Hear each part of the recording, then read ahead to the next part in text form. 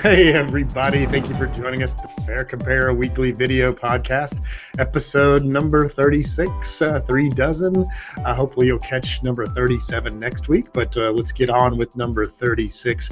We got some interesting news topics. You'd have to be under a rock somewhere not to really see all the stories, both on national TV, local TV, print, and whatnot around TSA and the questions around the ridiculously long lines. And we just recently had the head of TSA getting the axe, and we've got some airport managers getting the axe in Atlanta, for example. So we'll chat a bit more about that, see if we can drag that story along as well. We also want to talk about one of my favorite topics. I always get asked a simple question: what's the best tip ever? And I always say, we'll shop one day earlier than you think, and we'll talk a little bit about what a difference a day makes. We also have one of my favorite foods. In fact, after reading this today, Tapas will be as part of our event of the week, so we'll chat a little bit about that. We'll also take a question from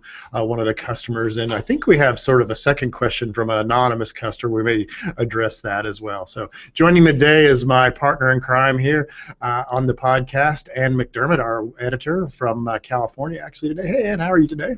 I'm good. I'm going to be flying at the end of the week, and I just got an email from JetBlue telling me to get to the airport at least 2 hours early, and they were, they were just very strict, saying if you don't, you could miss your flight. And I'm thinking, oh heavens! I don't want to do and if that. you miss your flight, then there's no recourse. So basically, you have the change fee and a variety of other things. Hey, I think it's great that the airlines are being proactive on this.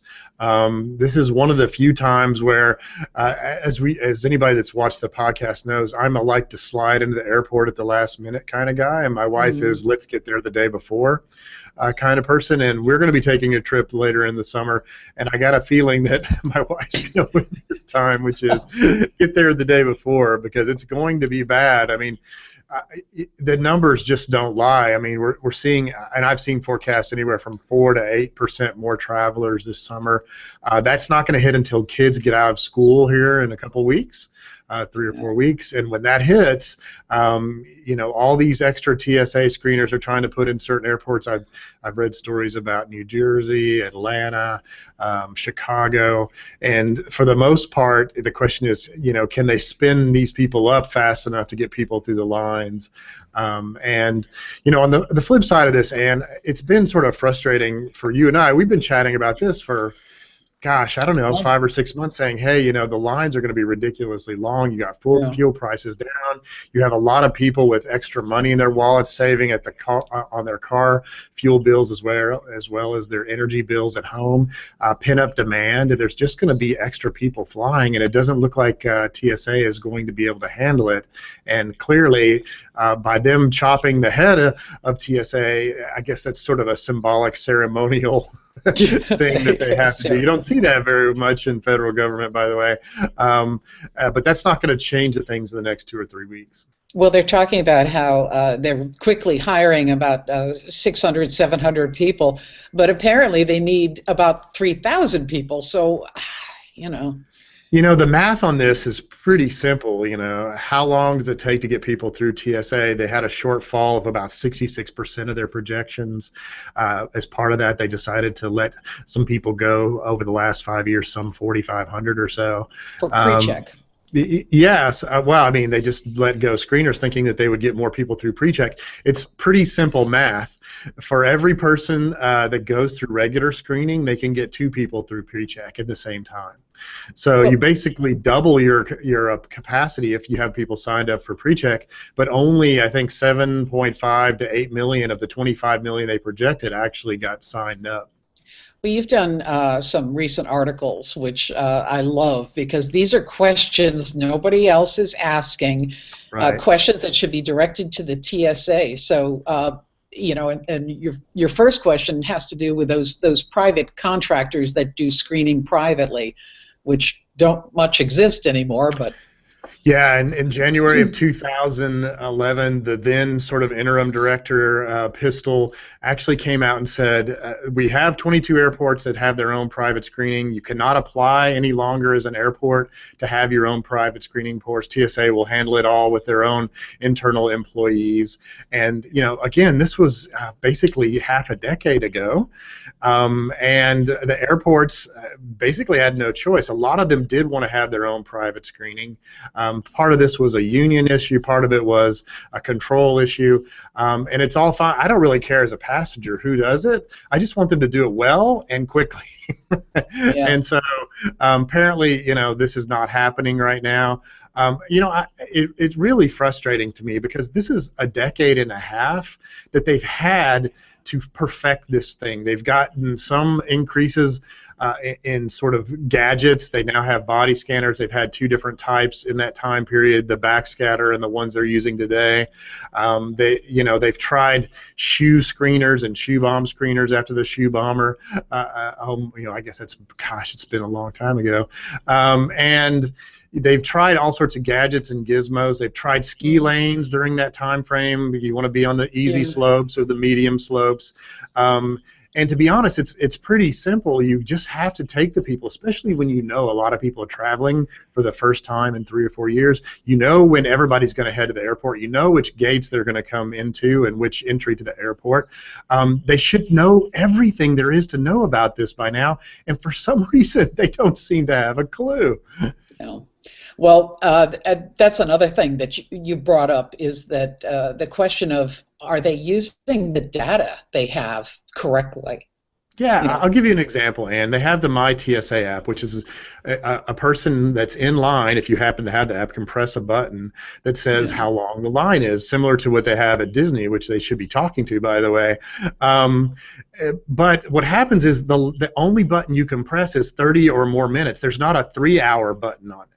Okay. It's sort of like, why not just simply have a simple webcam that's basically fudging or screening out the people or fuzzying out their faces so you can't see them, so you can actually look at the line, pop it on your phone, and you can say, oh gosh, the line's looking, or have a number, or have actually a person at TSA actually putting in the values on the My TSA app, and actually switch the app so it actually knows when it's 2.5 hours.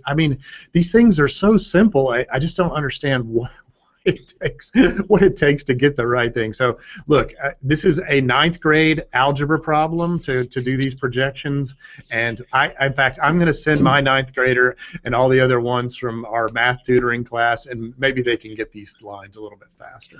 Well, another thing that you mentioned is making pre-check a little simpler. Now, I have finally been galvanized into signing up for it. And I got a date for the little interview you have to do where you get a brief interview and you get fingerprinted, but it's almost a month away. And well, yeah, I don't know what the demand is for pre-check, but when I was doing it several years ago, there was, you basically could pick your time to go. In this case, I did global entry, which includes pre-check. It's done in the same office.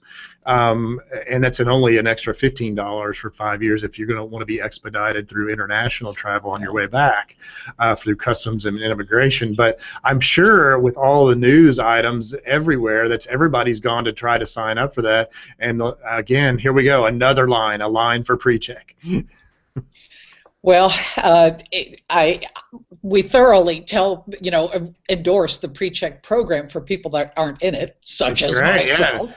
And I'm having people sending me notes saying the pre-check lines are ridiculously long, so that's scaring me too. Well, they may be ridiculously long, but they're not as ridiculously long as the others, so you just got to do what you got to do. Look, Ann, I think here's some simple advice, right? If you're leaving between about 6:30 and 9:30 in the morning on your flight, or between 3:30 and 6, that's the crush period. That's when everybody's flying. That's when a lot of these flights go out. There's certain airports where they've done banking where it's a little bit later in the day, but if you're going during those times, you need to go extra early this summer. If you can, download the My TSA app. There's lots of social media happening at certain airports. You can check that out.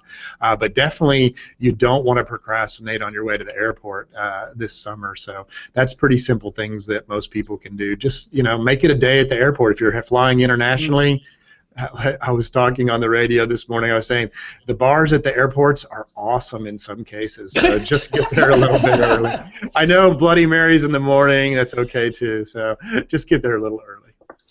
Okay, airfare deals, what a difference a day makes. Now, you can take this in a couple of different ways, in terms of when you shop and in terms of your departure days and the difference in price. Yeah, so when you buy a day and also the depart days, it's pretty amazing. I mean, it makes sense. I mean, literally, you have slower days. You have when people want to fly internationally, they have what they call midweek and weekend pricing.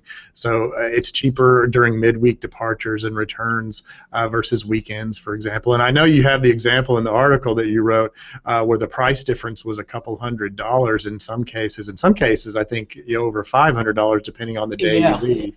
And that could be connecting alliance partners that have more inventory, and you see more inventory. Ticket prices difference for 4 passengers versus 3 passengers. It just makes a huge difference what day you leave. And then you have these seasonal breakpoints like in August that we're talking about in sort of at the end of really the 4th week of August, you see that big price drop that occurs around August the 22nd, around after actually August the 22nd. I was looking at this. KLM had a sale a couple of weeks ago, and these were flights from Washington, D.C. to Barcelona. And if you departed August 22nd, you paid about $1,300. If you departed the next day, August 23rd, you paid about $700. I mean, you really have to be aware of the seasonal breaks. Yeah, I know some people, they have some flexibility over the summertime because their kids out of school, so use that flexibility to your advantage when you're looking for particular travel dates. Domestically, the cheapest days to fly are Tuesday, Wednesday, and Saturday. Stay away from Monday, Friday, and Sunday if you can. And then internationally, you have that midweek pricing, which is cheaper, looking at Monday through Thursday. So basically, stay away from weekends? Yeah, if you can for your departures. And then you have these big seasonal breakpoints. On June the 10th, the prices go up for summer departures.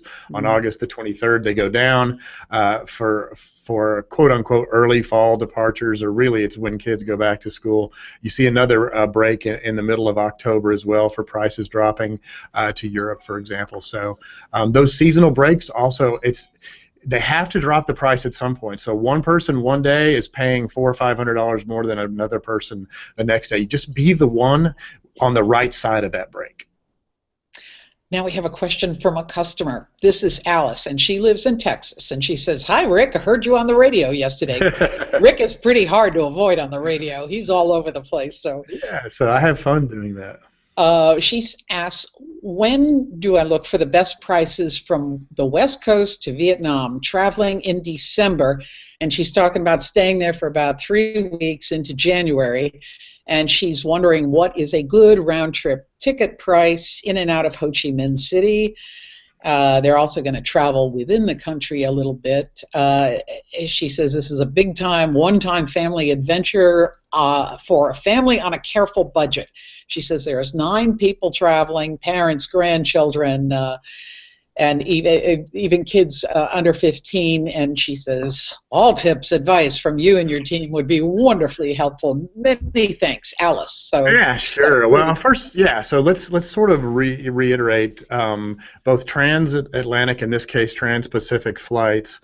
Typically, you want to leave on a midweek flight. They have midweek pricing that'll save you, depending on the airline, between $25 to $40 each way. I mean, for $100, that's a pretty good meal, especially in a place where, like Vietnam, where the dollar is pretty strong. So definitely that's what you're looking for. And it looks like she has 2 or 3 different days she can go on, so she has some great choices there. 3 weeks is a great time period too. Some of the airfare actually have 30-day max days, some of the cheaper airfare. So she's in that 21-day range for how long she's staying, not over 4 weeks. So that's good as well. In general, you want to start looking about 5 months before departure. It's a little bit early right now, but not too early. It's okay to go ahead and kick the tires, see what the price is. From the West Coast, you're basically typically going to be leaving, and I'm not sure if it's Northwest Coast, but let's assume for the sake of argument it's Los Angeles or San Francisco, which are going to be your two cheapest jump-off points. There are at least, well, I can count, probably around 11 to 13 airlines, including the China carriers, including the Japanese carriers, including the U.S. carriers, that also fly into those routes, and they have alliance partners into Ho Chi Minh City. You're looking at price points right now, which is a great time to fly, by the way. You don't want to slide into Christmas time because you also get people, some of these flights are going to be going into Japan or China. So that 17, 18, 19 would be sort of in the early range. That's perfect for that. You're looking at prices, and I can see them ranging. If you're willing to go two-stop from the West Coast, they go down to sort of the 980 range, all the way up to the 1450 to 1500 range. No nonstop flights. You will connect somewhere out of the West Coast, but that's the price range you're looking for. I'd be shooting for that 1250 range. That's right in the middle historically. So if adding a stop in this case, like you're going to have a stop anyway, and adding another one can make it even cheaper, but it's up to them to figure out, is it going to be worth it? The connecting times on some of these two-stop flights, I'm not looking at anything at the moment, I'm just going from memory, but some of the connecting Ho Chi Minh locations on two stops would be cheaper. You could also, in theory, fly to a cheaper city, then take one of the low-cost carriers into Vietnam. You could fly in, within a 2 or 3 hour radius and take a low cost if you're a bit of a travel hacker. Most people aren't when they travel internationally. They like to stay on the same airline. They don't have to deal with the baggage issues, potentially switching, having it checked all the way through. That's a huge advantage. And by the way, there isn't a $50 bag fee on international flights. You get one check bag free when you're on international flights. As you know, Ann, I don't actually ever check a bag, even on international flights. The one exception is my golf bag, which I would carry on my back inside the cabin if I could. You want to try that. Did she say she had a big family, 9 people traveling? Yes, 9 people traveling. Right. So most what they call PNRs or reservation records have a maximum. It depends on the airline and the carrier who's actually doing the ticketing, somewhere between 6 to 8 people. So you'll have to break it up and split your purchase up. The other thing that I would do when you're shopping for those 9 people, shop for one person first, see what the price points look like, then shop for the maximum. In some cases, it'll be 6, 7, 8, and see if there's a difference, because you might want to split 2 or 3 different purchases up. I will note that because you have 9 people, you're right in that weird gap where you could call the group desk because you can't actually buy them separately. Typically, they don't work that well with 9 people, but you could do that. So you're going to split ticket. The good news is that you have a 24-hour hold and or refund. So if you're worried about getting everybody's seat assignments ahead of time so they're all together, you can purchase them separately and you can try to put all the seats together. And if you can't get them together, you can still cancel those tickets or hold those tickets. So as you say, they can start kicking the tires looking at prices right now, but are you saying that they probably should wait till about 5 months before they and you're going to see and you're going to see a price difference. On the U.S. carriers, you're going to see a little bit more expensive than if you take one of the Trans-Pacific carriers, either on the Chinese carriers, the Japanese carriers, or either in Singapore Airlines or Cathay or one of the other carriers that fly into there. So you have a wide array of choices, and those are all great airlines, by the way. So you don't have to be on a U.S. carrier. So many of those U.S. carriers have them as partners anyway. So pick one of those airlines if you're traveling. And also, depending on what you want to do with grandparents and grandchildren, you can also look for upgrades into. Many of them have premium economy sections. If you think that the coach section or economy section won't be as comfortable for some folks, so check into those upgrades as well. Sometimes they're only $300 to $500, which can be actually a huge advantage for people because it is a long day of travel. And I'll have to admit, every time I go over there to Southeast Asia, it's almost a whole day-long affair.